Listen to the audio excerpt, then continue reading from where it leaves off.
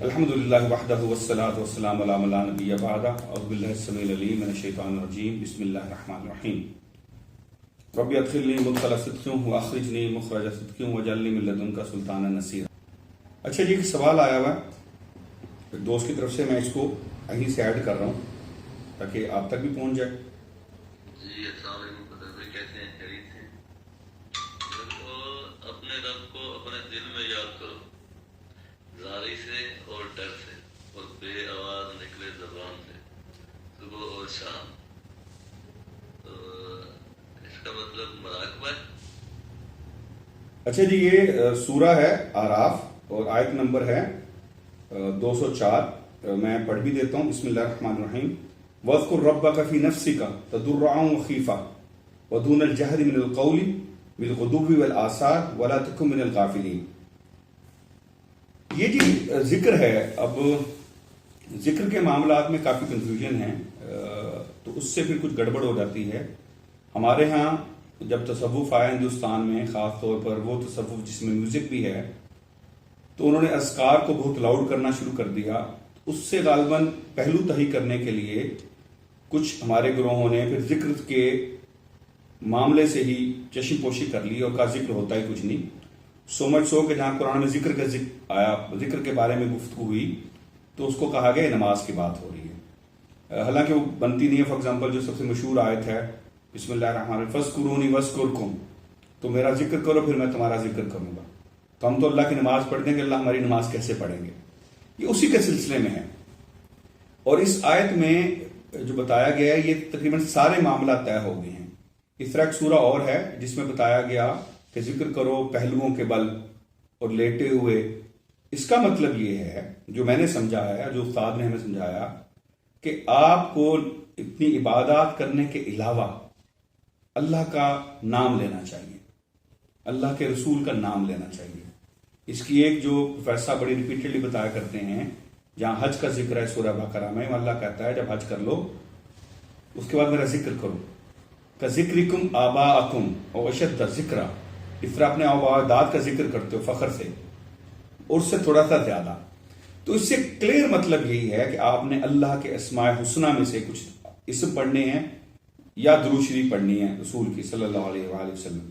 یہ درود شریف والا کانسیپٹ بھی وہیں سے نکلا، حدیث پاک ہے، لمبی ہے، جس میں ایک صحابی نے مختلف اذکار کر کے پوچھا کہ جی میں پڑھتا ہوں درود شریف کتنی پڑھوں، تو ایونچولی نتیجہ نکلا کہ آپ نے فرمایا صرف درود شریف پڑھو تو وہ کافی ہوگی تمہارے لیے۔ تو ایک تو کانسیپٹ یہ کلیئر ہو گیا کہ ذکر کرنا ہے، ذکر یا اللہ کے اسماء الحسنہ ہے یا درود شریف ہے۔ اب جو ابھی ہم نے سورہ اعراف بھی پڑھی ہے، میں دوسری آپ کو آیت کا بھی ریفرنس دیا، کہہ کیا رہا ہے؟ دل میں، خفیہ، زبان سے، ڈر کے، محبت سے، جس طرح ماں باپ کا ذکر کرتے ہو۔ مطلب یہ کہ جتنے بھی موڈز ہیں آپ کی زندگی کے، ان سب موڈز میں اللہ کو یاد رکھیں، اس کا نام لیں۔ اس کے دو طریقے ہیں۔ ایک تو وہی ہے جب کچھ اچھا ہو جائے کہ الحمدللہ، سبحان اللہ، جب کچھ برا ہو جائے کہ اعوذ باللہ، انا للہ و انا الیہ راجعون۔ ایک تو یہ ہے، جب ایک پریکٹس بن جاتی ہے، اور جو میں بار بار ایک چیز ریپیٹ کرتا ہوں، ہمیں یقین آ جاتا ہے کہ جو کچھ کرتا ہے اللہ کرتا ہے اور ہمارے بھلے کے لیے کرتا ہے، تو زندگی کے بہت سارے مسائل آپ کو پھر مسائل نہیں لگتے۔ دوسرا ایک آرگنائزڈ طریقہ بھی ہے جس کو تسبیح کہتے ہیں پروفیسر۔ وہ یہی ہے کہ اللہ کے اسماء گرامی ہیں، وہ کسی استاد سے لے لیں گے تو آپ کو دے دیں گے، خود بھی پڑھ سکتے ہیں آپ، وہ آپ ہر وقت پڑھتے ہیں، اس پہ کانسنٹریٹ کرنا ضروری نہیں ہے۔ ان اسماء گرامی کو پڑھتے ہوئے کسی میریکل کی توقع کرنا غلط ہے۔ ان کو پڑھتے ہوئے ہوا میں اڑنے کی یا پانی پہ تیرنے کی صلاحیت حاصل کرنے کی خواہش کرنا مناسب نہیں ہے، وہ اللہ سے جڑے رہنے کے لیے کرنا ہے۔ میں نے چونکہ ٹیلی کام میں کام کیا ہے تو میں ایک ریفرنس اکثر دیتا ہوں۔ آپ یوں سمجھیں کہ آپ نے موبائل فون میں سم ڈال لی ہے، اب جہاں آپ جائیں گے سگنل کے علاقے میں جڑ جائیں گے، تو ذکر ہے سم ڈالنے کی طرح ہے۔ تو سم ڈال کے موبائل جیب میں یا ہاتھ میں یا بیگ میں ہوتا ہے، لیکن ہوتا ہے کہ ذکر ویسے کرنا ہے۔ اب آتے ہیں دوسرے سوال کی طرف جو آپ نے اسپیسیفکلی پوچھا، مراقبہ۔ میری خیال میں مراقبے کے اسلام میں نہ تو کوئی خاص تاکید ہے نہ کوئی خاص فضیلت ہے، کیونکہ اسلام یہ چاہتا ہے کہ ہم عام آدمی جیسی زندگی گزاریں اور لوگوں میں رہیں۔ امتحان ہے یہی کہ آپ لوگوں میں رہتے ہوئے کیسے کام کرتے ہیں۔ ہاں، ایک معاملہ ضرور ہے کہ کچھ عبادات ایسی ہیں، کچھ اوقات ایسے ہیں کہ جس میں آپ کو چاہیے کہ آپ اللہ سے، جس کو انگریزی میں کہتے ہیں 1 to 1 گفتگو کریں، دل کی باتیں کھولیں۔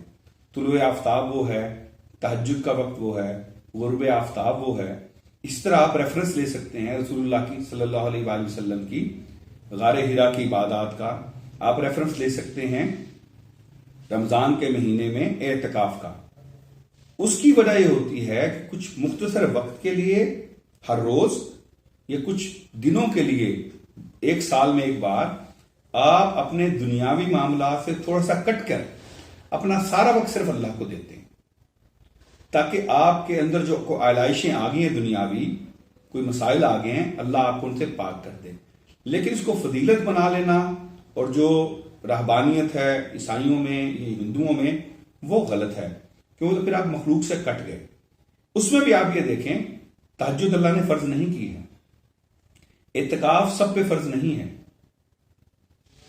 اور اعتکاف میں بھی یہ نہیں ہے کہ آپ کھاتے پیتے کچھ نہیں ہے، آپ سب کچھ کرتے ہیں، آپ تحری بھی کرتے ہیں، آپ افطار بھی کرتے ہیں، آپ مہمانوں سے مل بھی سکتے ہیں، اور کسی خاص ایمرجنسی میں گھر بھی جا سکتے ہیں۔ تو مختصر یہ کہ ایک بیلنس ہے، ذکر لازمی کرنا ہے نماز کے علاوہ، اس میں سے اگر آپ کچھ وقت نکال سکتے ہو جس کا ذکر آپ کر رہے ہیں وہ اور آپ اکیلے ہیں تو بڑی اچھی بات ہے، اس کو باعث فضیلت بنا لینا وہ غلط بات ہے۔ وما علینا الا البلاغ المبین۔